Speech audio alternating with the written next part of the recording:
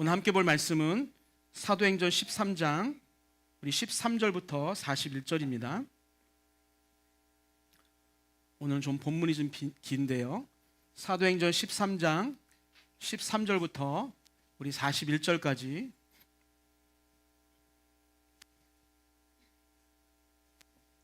우리 한 절씩 교독합니다. 사도행전 13장 13절부터 41절입니다. 바울과 및 동행하는 사람들이 바보에서 배 타고 밤빌리아에 있는 버가에 이르니 요한은 그들에게서 떠나 예루살렘으로 돌아가고 그들은 버가에서 더 나아가 비시디아 안디옥에 이르러 안식일에 회당에 들어가 앉으니라. 율법과 선지자의 글을 읽은 후에 회당장들이 사람을 보내어 물어 이르되 형제들아 만일 백성을 권할 말이 있거든 말하라 하니 바울이 일어나 손짓하며 말하되 이스라엘 사람들과 및 하나님을 경외하는 사람들아 들으라. 이 이스라엘 백성의 하나님이 우리 조상들을 택하시고 애굽 땅에서 나그네 된 그 백성을 높여 큰 권능으로 인도하여 내사 광야에서 약 40년간 그들의 소행을 참으시고 가나안 땅 7족속을 멸하사 그 땅을 기업으로 주시기까지 약 450년간이라. 그 후에 선지자 사무엘 때까지 사사를 주셨더니 그 후에 그들이 왕을 구하거늘 하나님이 베냐민 지파 사람 기스의 아들 사울을 40년간 주셨다가 패하시고 다윗을 왕으로 세우시고 증언하여 이르시되 내가 이새의 아들 다윗을 만나니 내 마음에 맞는 사람이라 내 뜻을 다 이루리라 하시더니 하나님이 약속하신 대로 이 사람의 후손에서 이스라엘을 위하여 구주를 세우셨으니 곧 예수라. 그가 오시기에 앞서 요한이 먼저 회개의 세례를 이스라엘 모든 백성에게 전파하니라.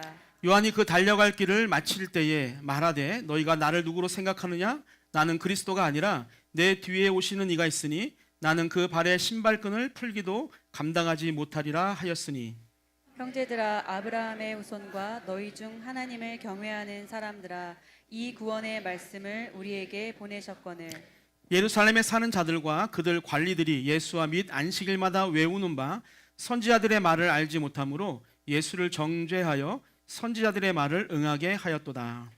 죽일 죄를 하나도 찾지 못하였으나 빌라도에게 죽여달라 하였으니 성경에 그를 가리켜 기록한 말씀을 다 응하게 한 것이라. 후에 나무에서 내려다가 무덤에 두었으나 하나님이 죽은 자 가운데서 그를 살리신지라. 갈릴리로부터 예루살렘에 함께 올라간 사람들에게 여러 날 보이셨으니 그들이 이제 백성 앞에서 그의 증인이라. 우리도 조상들에게 주신 약속을 너희에게 전파하노니 곧 하나님이 예수를 일으키사 우리 자녀들에게 이 약속을 이루게 하셨다 함이라. 시편 2째 편에 기록한 바와 같이 너는 내 아들이라 오늘 너를 낳았다 하셨고 또 하나님께서 죽은 자 가운데서 그를 일으키사 다시 썩음을 당하지 않게 하실 것을 가르쳐 이르시되 내가 다윗의 거룩하고 미쁜 은사를 너희에게 주리라 하셨으며 또 다른 시편에 일렀으되 주의 거룩한 자로 썩음을 당하지 않게 하시리라 하셨느니라. 다윗은 당시에 하나님의 뜻을 따라 섬기다가 잠들어 그 조상들과 함께 묻혀 썩음을 당하였으되 하나님께서 살리신 이는 썩음을 당하지 아니하였나니 그러므로 형제들아 너희가 알 것은 이 사람을 힘입어 죄 사함을 너희에게 전하는 이것이며 또 모세 율법으로 너희가 의롭다 하심을 얻지 못하던 모든 일에도 이 사람을 힘입어 믿는 자마다 의롭다 하심을 얻는 이것이라. 그런즉 너희는 선지자들을 통하여 말씀하신 것이 너희에게 미칠까 삼가라. 같이 읽겠습니다. 일러스되 보라 멸시하는 사람들아 너희는 놀라고 멸망하라. 내가 너희 때를 당하여 한 일을 행할 것이니 사람이 너희에게 일러줄지라도 도무지 믿지 못할 일이라 하였느니라 하니라. 아멘. 제가 설교한 것 중에 가장 긴 본문 같아요. 여러분 하나님이 준비하시고 예수 안에서 완성된 구원이라는 제목으로 우리 함께 말씀을 나누려고 합니다. 여러분 사람은 모두가 다 늘 빠른 결과를 원해요. 내일 심으면 오늘 심으면 내일 열매를 이렇게 수확하기를 원해요. 그래서 번갯불에 불난다. 번갯불에 콩고 먹는다라고 하는 그런 말도 있죠. 불도 날 수 있죠. 번갯불에 불 나죠. 그리고 우리가 오늘 기도하면 또 바로 응답받는 것을 우리는 원해요. 그런데 살아보니 어떻습니까? 그것은 자연의 이치도 아니고 또 하나님의 방법도 아닌 경우가 참 많이 있습니다. 하나님은 종종 우리를요 오랫동안 기다리게 하세요. 왜냐하면 우리 하나님께서 어떤 단순히 어떤 결과를 우리에게 보여주기 위한 것이 아니라 한 사람 아니면 길게는 한 시대를 아주 계획적으로 깊이 준비하시는 분이기 때문입니다. 오늘 본문은 바울이 비시디아 안디옥 회당에서 전한 첫 번째 설교예요. 우리 먼저 지도를 한번 보도록 하겠습니다. 한번 볼까요? 보이죠? 우리가 저번 주에는 안디옥에서 실루기아를 거쳐서 그리고 살람이라는 그 섬에 도착해서 서로 이동을 해서 그 바보라는 섬까지의 이야기를 나눴다면, 오늘은 바보에서 이제 배를 타고 밤빌리아라고 하는 곳에 있던 어디? 버가라는 곳에 도착을 하게 되어지고, 또 그 다음부터는 도보로 또 육로로 해서 비시디아 안디옥까지 올라가는 그런 여정입니다. 여러분, 버가라는 곳이 지금으로 말하는 뭐 김포 평야라고 이야기한다면, 비시디아 안디옥 같은 경우는 강원도 평창이나 아니면 뭐 대관령 정도 되는 그런 느낌이에요. 그러니까 그 먼 길을 도보로 육로를 통해서 이제 올라가는 것이죠. 그러니까 힘들고 어려웠을 것 같아요. 뭐 학자들은 뭐 열흘 정도 이상은 가지 않았을까라고 그렇게 추측을 합니다. 여러분, 이 여정은 뭐 단순한 여행은 아니겠죠.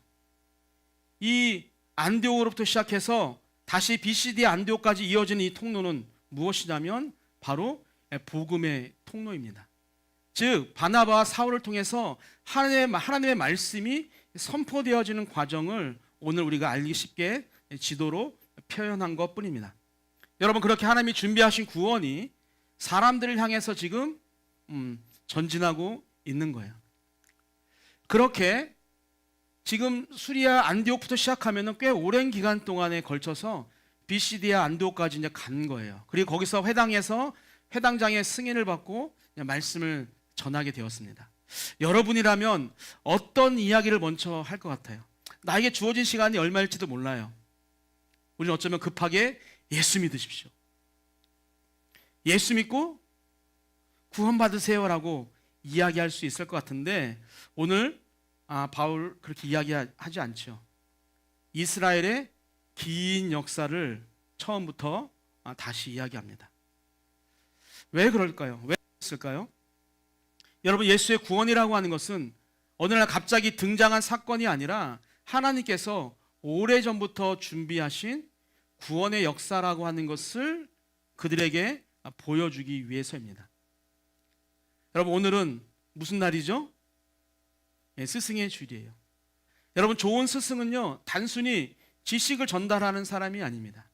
혹시 여러분의 학창 시절에 정말 나에게 좋은 스승이 혹시 기억나나요? 막 미적분을 잘 가르쳐준 선생님이 기억납니까? 아니면 어떤 분이 기억나세요? 힘들 때, 어려울 때, 또 배고플 때, 또 꾸벅꾸벅 피곤해 좋을 때, 저희 때처럼 막 분필 던지고 막 그 지팡이 던져서 맞히는 그런 선생님이 아니라 나한테 따뜻한 말, 위로의 말, 집안에 어떤 문제는 없는지에 대해서 물어보는 그런 선생님이 더 기억나지 않습니까? 너무 오래돼서 기억도 안 나요? 네. 우리는 그런 스승을 생각합니다. 여러분, 우리 영적인 스승은 어떤 스승이 좋은 스승일까? 뭐 잘 사는 방법, 행복한 방법, 그것보다는 하나님의 시간과 하나님의 뜻이, 또 하나님의 계획이 무엇인지를 잘 가르쳐주는 사람이, 그런 분이 바로 영적으로 좋은 스승이다라고 생각합니다. 오늘 말씀을 통해서 하나님께서 어떻게 구원을 준비하셨는지, 그리고 우리는 무엇을 이제 다음 세대에 전해야 하는지 우리 함께 말씀을 나누도록 하겠습니다. 우리 첫 번째 같이 읽겠습니다. 시작. 하나님은 역사를 통해 구원을 준비하셨습니다. 여러분, 바울은 설교를 시작하면서 말씀드린 것처럼 이스라엘의 긴 역사를 다시 이야기합니다. 17절을 보면 이렇게 나와요. 이스라엘 백성의 하나님이 우리 조상들을 어떻게 택하시고, 그리고 이어서 무슨 말을 하냐면 이 애굽의 시간과 또 광야의 시간, 또 가나안의 시간, 또 사사들의 시간, 또 왕이 세워진 왕정 시대에 대해서 계속 이야기합니다. 여러분, 왜 이렇게 긴 이야기를 했냐 하면 말씀드린 것처럼 하나님은 역사를 통해서 우리의 구원을 준비하셨기 때문이에요. 우리는 성경을 볼 때 조각조각 볼 때가 참 많이 있죠. 물론 지금 우리가 말씀을 묵상하고 또 우리가 뭐 지금처럼 사도행전 강해를 이렇게 하기 때문에 조금은 예전보다는 조각보다는 좀 큰 뭐랄까 퍼즐을 우리가 보면서 우리가 이제 성경을 보기도 합니다. 우리는 그렇게 부분적인 것을 보고 있다고 한다면 하나님은 우리의 삶에, 우리 인생, 우리 인류 전체에 하나의 큰 그림을 가지시고 지금 일하고 계시다는 거예요. 뭐죠? 퍼즐 몇 조각까지가 제일 지금 많이 나온 조각입니까? 퍼즐? 몇 피스가 제일 커요? 5천이면 큰가요? 몰라요. 예. 한 5천 피스라고 합시다. 하나님은 그 5천 피스 전체를 눈에 머리에 딱 두고 이제 일을 하시는 거고, 우리는 다 흩어진 상황에서 그 그림이 무엇인지도 모르고 하나하나 이제 맞춰가는 것이죠. 그러니 시간도 많이 걸리고 때로는 잘못된 곳에 그 퍼즐을 놔서 다시 또 돌아가고 하는 일들을 반복하게 한다는 거예요. 여러분, 그러나 하나님은 그 큰 퍼즐을 다 알고 우리 인생의 모든 것을 다 알고 지금 우리를 이끌어 가신다라고 하는 거예요. 그래서 아브라함을 부르신 것도, 또 이스라엘 백성들을 애굽으로부터 인도내신 것도, 또 홍해를 건너게 하신 것도, 광야에서 40년의 긴 시간을 보내게 하신 것도, 또 가나안 땅의 7 족속을 정복하는 과정도, 또 그 땅에 정착해서 또 죄를 지었을 때 사사를 통해서 그들을 구원하시는 것도, 또 마음에 합한 왕이라고 하는 다윗을 그들의 왕으로 세우신 것도 모두 다 큰 퍼즐 안에 있는 것이죠. 그 퍼즐은 무엇이다? 모두가 다 예수님께로 가는 퍼즐입니다. 여러분, 17절에 택하시고라고 하는 말은요, 이제 골라내다라고 하는 말이에요. 영어로 pick out이라고 하는 거예요. 딱 쪽집게처럼 골라내는 거예요. 즉 하나님께서 이스라엘 백성들을 택하셨다라고 하는 것은요, 하나님의 특별한 뜻과 목적을 가지고 그들을 골라셨다라는 것이죠. 여러분, 이스라엘 백성들이 특별해서 고른 것은 아니죠. 선택받은 것이 아니에요.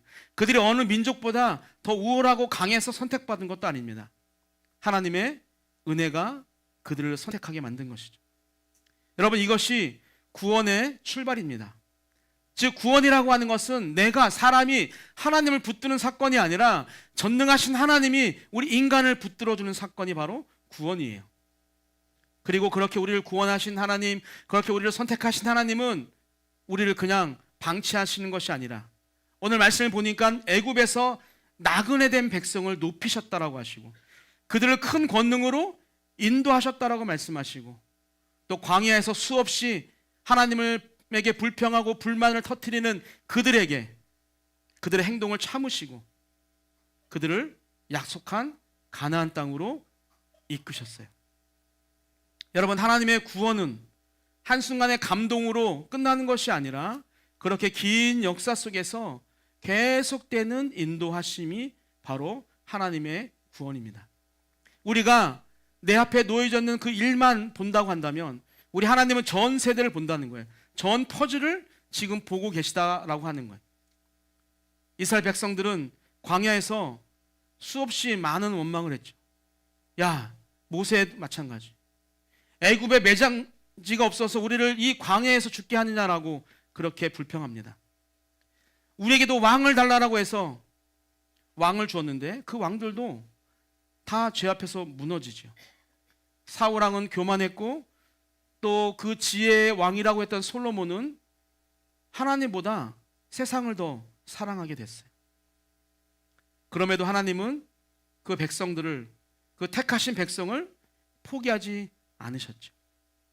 왜냐하면 하나님의 그 퍼즐 안에는 예수님을 보내실 계획까지 포함되어져 있기 때문입니다.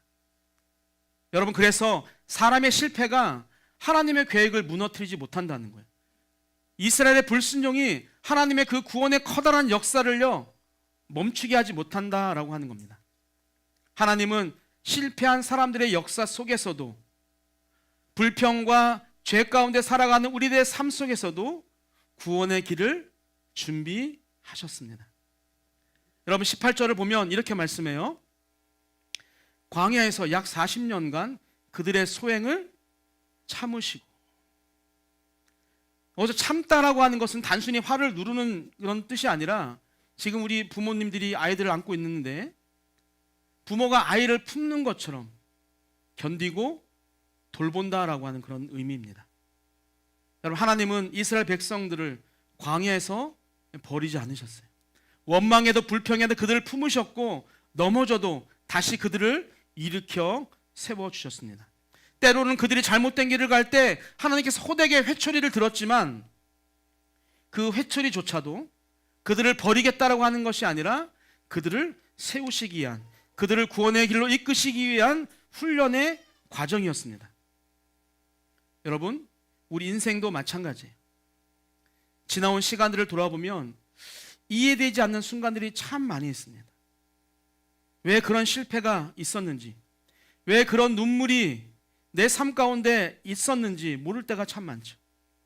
그러나 시간이 지나고 나면 한 번도 하나님은 우연히 아무런 계획 없이 일하지 않으셨다는 것을 우리는 고백합니다. 즉, 나의 아픈 시간도 사용하셨고, 때로는 나의 실패도 사용하시고, 때로는 기다림도 사용하셨어요. 그리고 우리가 보기에는 멈춘 것 같고, 또 내가 생각하기엔 다른 방향으로 걸어가는 것처럼 보이지만, 그 시간조차도, 그 방향조차도 하나님은요, 구원의 과정 속에 넣어 놓으셨다라고 하는 거예요. 오늘 우리 산돌의 성도님들 가운데 아프신 분들이 꽤 많이 있습니다. 물론 안 아픈 게 가장 좋겠지만, 그 아픈 가운데서도 하나님께서 여러분들을 이끄시길 원하시고, 여러분들을 세우시길 원하시고, 여러분을 통해서 구원의 과정에 반드시 참여하기를 원하신다라고 하는 것을 우리 기억하고, 그 아픔의 고통의 시간으로부터 우리가 지금보다는 조금 더 유연하게 우리가 그 길을 잘 걸어가게 되었으면 좋겠어요. 여러분, 스승의 주일에 우리가 꼭 기억해야 할 것, 좋은 스승은 당장 결과를 바라보지 않는다는 거예요. 여러분, 아이 하나를 세우는데 엄청나게 많은 시간이 걸리지 않습니까? 한 영혼이 변화되는데 엄청나게 많은 기다림이 필요하지 않습니까? 여러분, 예수님도 그 12명의 제자를 3년 동안 세워 나가셨어요. 하루아침에 그들을 세운 것이 아니라는 거예요. 실수하는 베드로를 끝까지 품으셨고, 날마다 넘어지는 제자들을 예수님은 기다려 주셨어요. 그렇게 교사도, 또 부모도, 또 믿음의 길을 먼저 가라는 우리 믿음의 선배들도 누군가 한 사람을 세우는 것은요, 엄청나게 오래 걸린다라고 하는 것을 우리는 꼭 기억해야 돼요. 여러분, 오늘의 말씀이 당장 열매로 보이지 않아요. 오늘의 기도가 당장 내 삶의 변화로 나타나면 좋겠는데 그렇지 않다는 거예요. 그러나 하나님은 그 시간까지도 사용하고 계시다는 것, 그 시간 속에 하나님의 계획이 포함되어 있다라고 하는 것을 우리가 잊지 않았으면 좋겠습니다. 그래서 쉽게 포기하면 안 돼요. 지금 당장 열매가 보이지 않아도 하나님은 무엇을 하고 있다? 지금 일하고 계시다는 거예요. 어떤 한 사람의 삶 속에서, 아니면 어떤 한 가정 속에서, 아니면 넓게 보면 우리의 인생의 전체 이 세대 속에서 하나님은 지금도 구원을 계획하고 준비하고 있습니다. 사랑하는 성도 여러분들, 하나님은 역사를 통해서 구원을 준비하셨어요.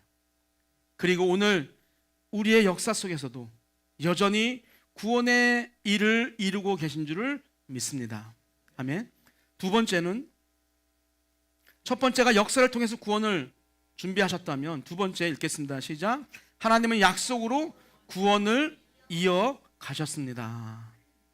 우리 22절과 23절 PPT를 보겠습니다. 시작.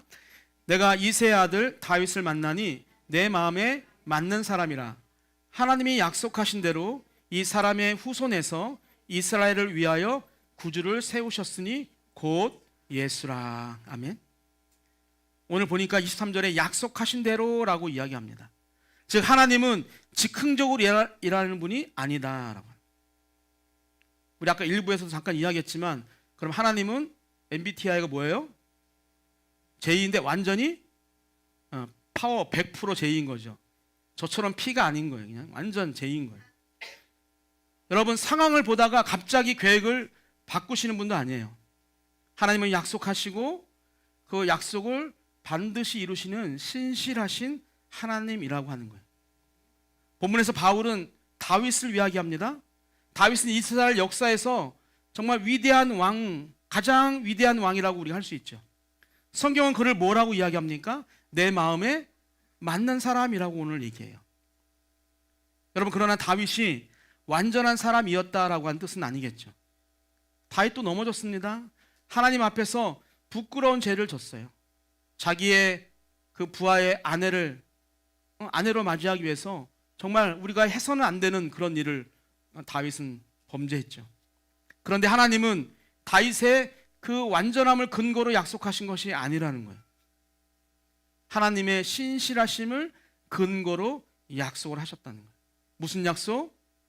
그의 왕위가 견고하게 될 거라고 하는 약속을 하셨어요. 그래서 그 약속이 다윗 개인에서 끝나지 않고 다윗의 후손으로 연결되어지고 결국에는 그 후손 가운데 오실 참된 왕, 즉 예수 그리스도까지 그 약속이 이어졌던 것을 봅니다. 우리 23절은 분명히 말하죠. 하나님께서 약속하신 대로 다윗의 후손에서 구주를 세우셨고 그분이 바로 누구다? 예수 그리스도라고 하는 거예요.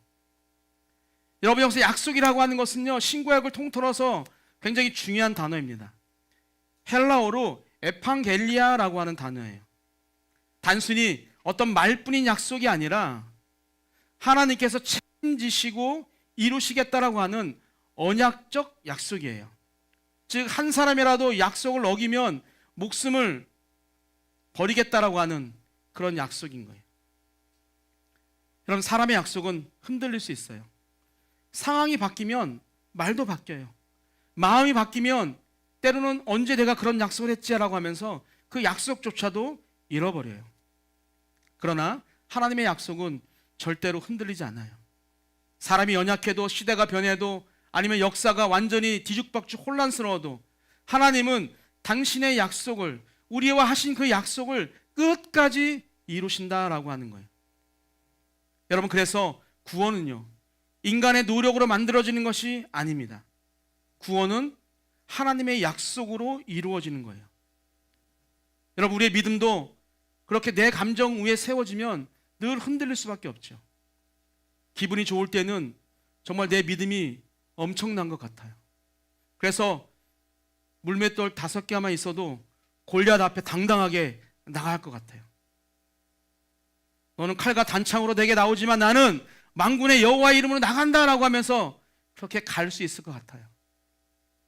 그런데 우리의 삶에 어떤 힘들고 어려운 문제들이 찾아오면 그런 믿음은 어디론가 다 사라지고 결박되어져서 아무 힘도 쓰지 못했던 삼손처럼 풀이 죽어서 그렇게 살아가는 것이 우리의 믿음인 것 같습니다. 그래서 우리의 믿음은 어디에 세워져야 하냐면 하나님의 약속 위에 세워져야 돼요. 베드로에게 너 반석에 교회를 세우겠다고 말씀하셨던 것처럼 그렇게 믿음의 반석 위에 우리의 믿음이 세워질 때 내 감정이 흔들리고 내 상황이 바뀐다 할지라도 그 반석은 흔들리지 않기 때문에 하나님의 약속은 변하지 않기 때문에 우리는 그 단단한 믿음의 반석 터 위에 믿음의 길을 잘 걸어갈 수 있는 것입니다. 오늘 반복적으로 이야기하지만 스승의 주일이에요. 여러분 좋은 스승은 단순히 지식만 전달하는 사람이 아니에요. 우리는 영적인 스승이니까 우리 영적인 스승은 어떤 일을 해야 되냐면 하나님의 약속을 기억나게 해주는 사람이 되어야 하는 거예요. 예수님이 우리에게 이렇게 약속했어요. 마태복음 28장을 보면 내가 세상 끝날까지 너희와 항상 함께 있을 것이다. 시편에 이렇게 이야기합니다. 그는 넘어지나 아주 엎드러지지 아니함은 여호와께서 그의 손으로 붙드심이로다. 또 로마서 15장을 보면 이렇게 축복하는데요. 성령의 능력으로 소망이 넘치게 하시기를 원하노라 라고 이야기합니다. 여러분, 좋은 스승은 이 성경에 나오는 하나님의 약속의 말씀을 다음 세대의 마음에 심어주는 사람이에요. 하나님이 언제나 너와 함께 하신다. 넘어져도 하나님이 너를 반드시 일으켜 세우실 거야. 하나님 안에서 너는 여전히 소망이 있다. 그러니 환경 때문에 흔들리지 말고 혼자라고 좌절하지 않아도 된다. 이런 믿음을 심어주는 성도가 좋은 스승이에요. 오늘 우리 다음 세대에게 정말 필요한 것도 세상의 어떤 화려한 말이나 어떤 권력, 어떤 부가 아니라 하나님의 약속인 거예요.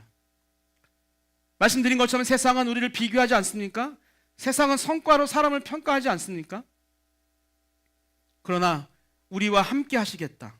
내가 너를 굳세게 하겠다. 너는 나의 사랑하는 아들이고 사랑하는 딸이라고 하는 이 하나님의 약속이 우리를 살리고 우리의 무너진 마음을 다시 세워주시고 흔들리는 인생을 꽉 붙들어 준다라고 하는 거예요. 여러분, 하나님은 약속을 통해 구원을 준비하셨고 이제는 그 약속을 예수 그리스도를 통해서 이루어 주신다라고 합니다. 세 번째, 우리 함께 읽겠습니다. 시작. 하나님은 예수 그리스도 안에서 구원을 완성하셨습니다. 아멘. 이제 26절부터 본격적으로 바울이 예수님을 선포해요. 이스라엘의 긴 역사를 길게 말한 이유가 바로 여기에 있는 거예요. 하나님이 이들을 택하시고 인도하시고 참으시고 다윗을 세우신 그 모든 역사는 결국 어디로 통한다? 예수 그리스도로 향하고 통한다라고 하는 거예요. 바울은 예루살렘 사람들이 자신들을 구원하기 위해서 이 땅에 오신 그 예수를 알아보지 못하고 그를 빌라도에게 죽이라 죽이라 십자가에 못 박아라 하면서 그들을 죽였지만 하나님은 그를 죽은 자 가운데서 살리셨다라고 말합니다. 여러분, 사람의 판단은 그래요. 잘 알지 못한다니까요. 앞만 보니까.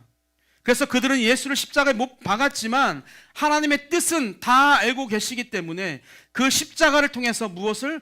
구원의 길을 이루시고 만드신다라고 하는 겁니다. 그리고 38절과 39절에서 바울이 이렇게 선포합니다. 같이 한번 읽겠습니다. 그러므로 형제들아, 너희가 알 것은 이 사람을 힘입어 죄사함을 너희에게 전하는 이것이며 또 모세의 율법으로 너희가 의롭다 하심을 얻지 못하던 모든 일에도 이 사람은 힘입어 믿는 자마다 의롭다 하심을 얻는 이것이라. 아멘. 여기서 중요한 것이 죄사함과 의롭다 하심이에요. 앞에 시스라고 하는 이 죄사함은 어떤 뜻이냐면 하나님께서 우리의 죄를 용서하셨다는 거예요. 그래서 죄로 묶여 있어서 아무것도 할 수 없는 그런 우리에게 날개를 허락하셔서 우리가 마음껏 날 수 있는, 이제 더 이상 죄로 묶여 있어서 아무것도 하지 못하는 그런 사람들이 아니라 자유롭게 하나님의 사명을 감당하는 그런 자들로 우리를 만들어 주셨다라고 하는 거예요.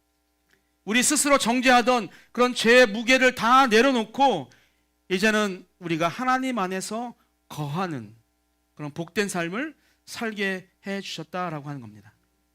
여러분, 디카이오라고 하는 이 의롭다 하심도 마찬가지예요.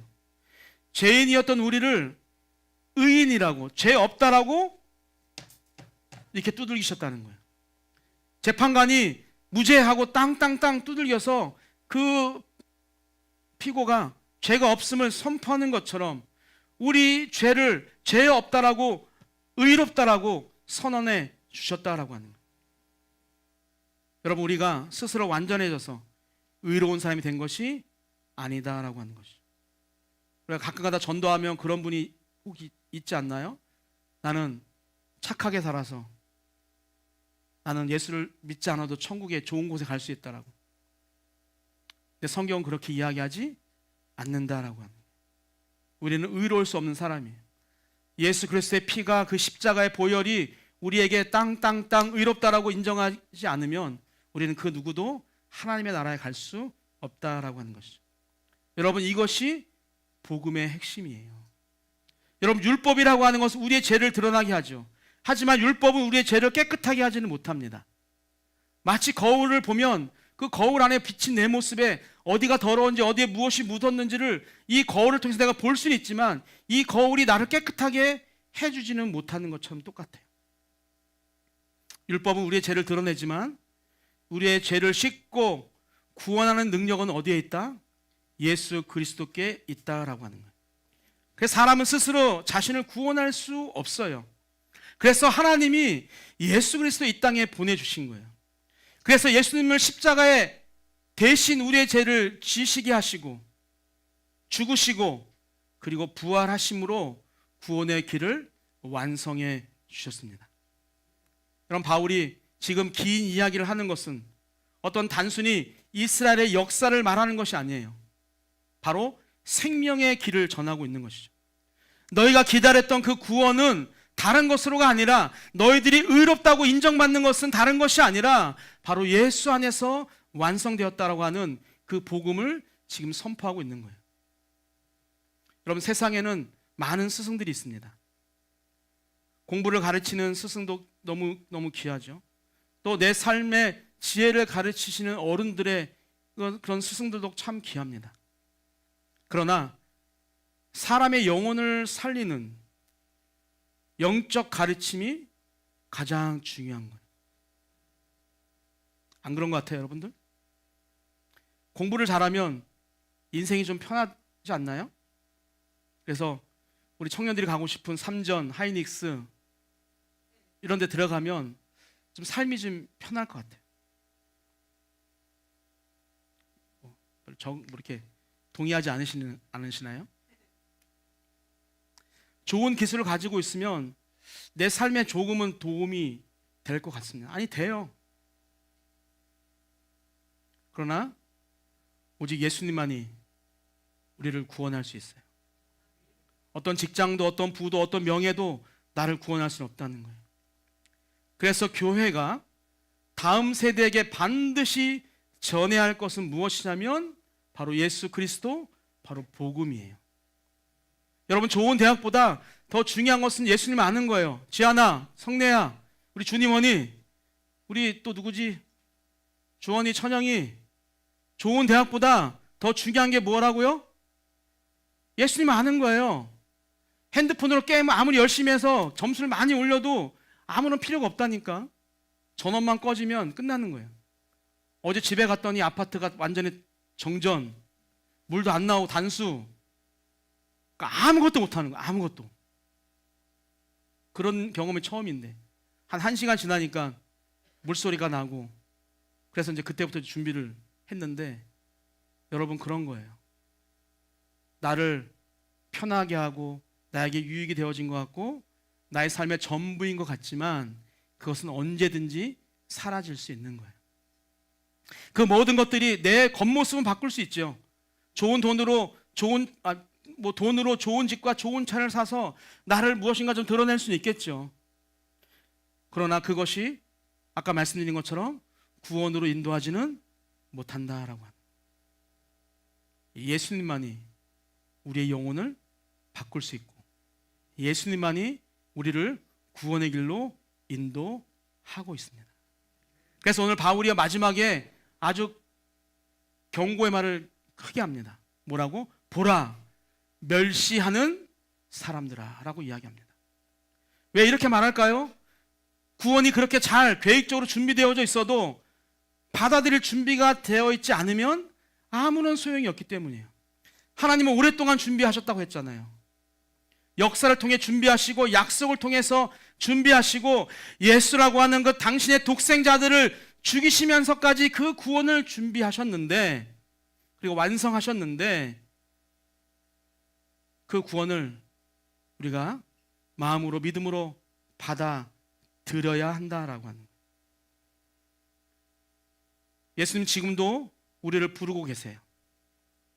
내가 너를 위해 준비한 그 구원을 받아들이겠냐? 우리 이럴 때 한번 아멘 한번 할까요? 정말 받아들이겠습니까? 너 힘으로 살지 말고, 내 능력으로 살려고 하지 말고, 내 은혜 안에, 내 사랑 안에 들어올 수는 없겠니? 또 아멘 안 하시는 거예요? 이제 제가 하라고 하면 하는 거예요? 그러면 아멘은 무슨 뜻입니까? 그렇게 된다는 거잖아요. 여러분 입술로 그렇게 고백을 계속 하세요. 나는 그렇게 살 수 있다. 나는 할 수 있다. 언제까지 우리 패배의식에 쩔어서 그렇게 살 겁니까? 나는 안 돼. 난 해도 안 돼. 여러분 그런 것으로부터 우리가 좀 벗어났으면 좋겠어요. 우리 산돌개는 안 돼. 뭐가 안 된다는 거 도대체? 산돌개가 왜 안 되죠? 산돌개는 다 할 수 있어요. 하나님이 하시면 다 할 수 있는 거예요. 여러분 산돌개가 무엇을 하는 데 있어서 그것을 아까워하지 마세요. 여러분 그것을 우리가 사용하지 않으면 하나님은 다르게 뺏어가신다니까요. 여러분 아무리 움켜쥐어 보세요. 하나님 한번 치시면 나도 모르게 손을 쫙 펼 수밖에 없어요. 다 떨어진다니까. 내가 그동안 추구했던 모든 것. 하나님이 주실 때 사용하세요. 하나님이 주실 때 하나님을 위해서 쓰였으면 좋겠습니다. 우리 다음 주에 청년들이 산도롱이 몇 명이 대전에 있는 오메가 처치를 방문해요. 이해하기 쉽지 않잖아요. 왜 우리 교회도 있는데 왜 남의 교회 가서 예배를 드려? 하지만 우리가 좀 넓게 생각했으면 좋겠어요. 그곳에 가서 좋은 예배를 경험하고 좋은 어떤 믿음의 그런 기운, 어떤 느낌들을 받아서 그것을 우리 산돌교회, 산도롱과 맨도롱에 적용하면 그것이 교회 부흥과 또 이 지역 청년들을 살리는 놀라운 부흥의 씨앗이 될 줄 믿어요. 이번 주에 광고 안 나고 다음 주에 광고 하려고 했는데 먼저 말씀드리는 거예요. 다음 주에 광고 딱 보시고서 뭐야 이거 다른 교회 갔어? 이렇게 말씀하지 마시고 우리가 많은 것을 굉장히 중요하거든요. 여러분 하나님은 예수님을 통해 구원을 완성하셨어요. 그리고 오늘도 그 구원을 믿음으로 받는 사람을 어떻게? 죄가 없다라고 인정하시고 의롭다라고 인정하십니다. 아멘. 결론이에요. 하나님은 오래전부터 우리의 구원을 준비하셨어요. 역사를 통해서 약속을 통해서 그리고 그리스도를 통해서 그 구원을 완벽하게 완성하셨습니다. 그렇기 때문에 우리의 인생은 결코 우연이라는 인생이 없는 거예요. 왜냐하면 하나님이 지금도 우리의 삶을 이끌어가고 있기 때문이에요. 물론 때로는 이해되지 않는 시간도 있고 나와 다른 길로 가는 것 같은 시간도 있지만 하나님은 그 시간까지도 사용하셔서 우리를 주님의 품으로 이끌어 가십니다. 그러므로 오늘 우리는요 하나님이 준비하신 그 구원을 믿음으로 받아들여야 돼요. 내 노력이나 자격으로 의지하는 것이 아니라 예수 그리스도 안에 완성된 그 은혜를 우리가 꼭 붙들어야 합니다.